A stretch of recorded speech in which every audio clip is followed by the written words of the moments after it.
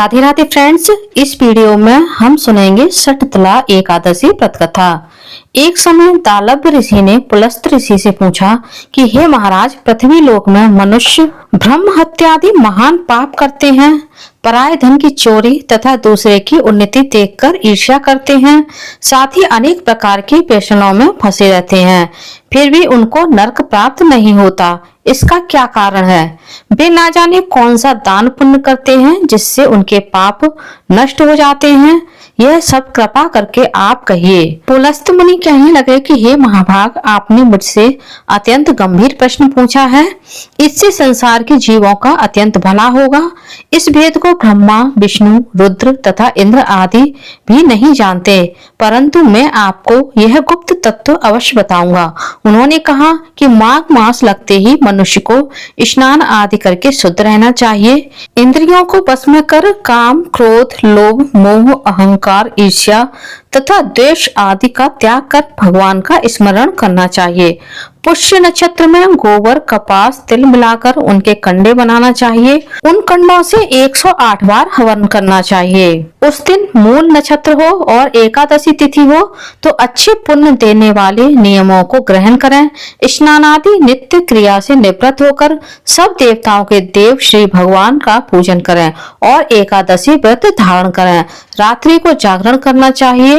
उसके दूसरे दिन धूप, दीप, नैवेद्य आदि से भगवान का पूजन करके खिचड़ी का भोग लगाएं। तत्पश्चात पेठा, नारियल, सीताफल या सुपारी का अर्घ देकर स्तुति करनी चाहिए।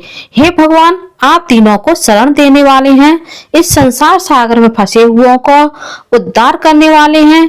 हे पुंडरीकाक्ष, हे विश्वभावन, हे सुब्रह्मण्य, हे पूर्वज, हे जगतपते, आप लक्ष्मी जी सहित इस तुच्छ अर्घ को ग्रहण करें। इसके पश्चात जल से भरा हुआ कुंभ ब्राह्मण को दान करें तथा ब्राह्मण को श्यामा गौ और तिल पात्र देना भी उत्तम है। तिल स्नान और भोजन दोनों ही श्रेष्ठ हैं। इस प्रकार जो मनुष्य जितने तिलों का दान करता है उतने ही 1000 वर्ष स्वर्ग में वास करता है। तिल स्नान, तिल का उबटन, तिल का हवन, तिल का तर्पण, तिल का भोजन और तिलों का दान, ये तिल के 6 प्रकार हैं। इनके प्रयोग के कारण यह शटतिला एकादशी कहलाती है। इस व्रत के करने से अनेक प्रकार के पाप नष्ट हो जाते हैं। इतना कहकर पुलस्त ऋषि कहने लगे कि अब मैं तुमसे इस एकादशी की कथा कहता हूँ। एक समय नारद जी ने भगवान विष्णु से यही प्रश्न किया था और भगवान ने जो शटतिला एकादशी का महात्म्य नारद जी से कहा सो मैं तुमसे कहता हूँ। भगवान ने नारद जी से कहा कि हे नारद, मैं तुमसे सत्य घटना कहता हूँ, ध्यान पूर्वक सुनो। प्राचीन काल में मृत्युलोक में एक ब्राह्मणी रहती थी। वह सदैव व्रत किया करती थी। एक समय वह 1 मास तक व्रत करती रही। इससे उसका शरीर अत्यंत दुर्बल हो गया। यद्यपि वह अत्यंत बुद्धिमान थी तथापि उसने कभी देवताओं या ब्राह्मणों के निमित्त अन्न या धन का दान नहीं किया था।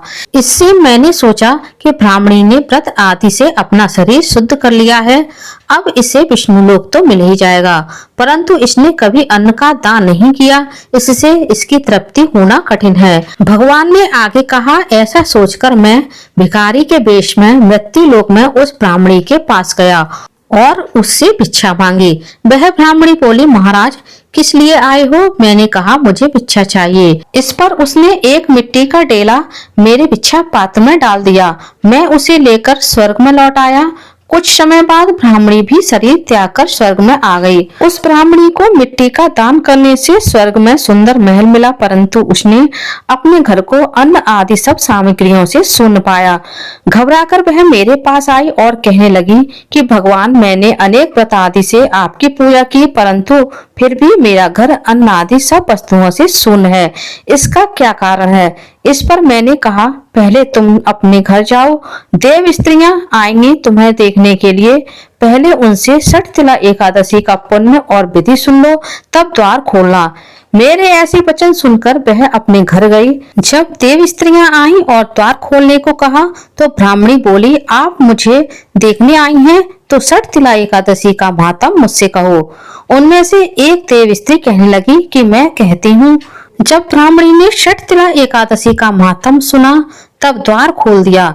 देवांगनाओं ने उसको देखा कि ना तो वह गंधर्वी है और ना आसुरी है, वरन पहले जैसी मानुषी है। उस ब्राह्मणी ने उनके कथानुसार षटतिला एकादशी का व्रत किया। इसके प्रभाव से वह सुंदर और रूपवती हो गई तथा उसका घर अन्न आदि समस्त सामग्रियों से युक्त हो गया। अतः मनुष्यों को मूर्खता त्याग कर षटतिला एकादशी का व्रत और लोभ ना करके तिल आदि का दान करना चाहिए। इससे दुर्भाग्य, दरिद्रता तथा अनेक प्रकार के कष्ट दूर होकर मोक्ष की प्राप्ति होती है। बोलिए विष्णु भगवान की जय। ओम नमो भगवते वासुदेवाय नमः।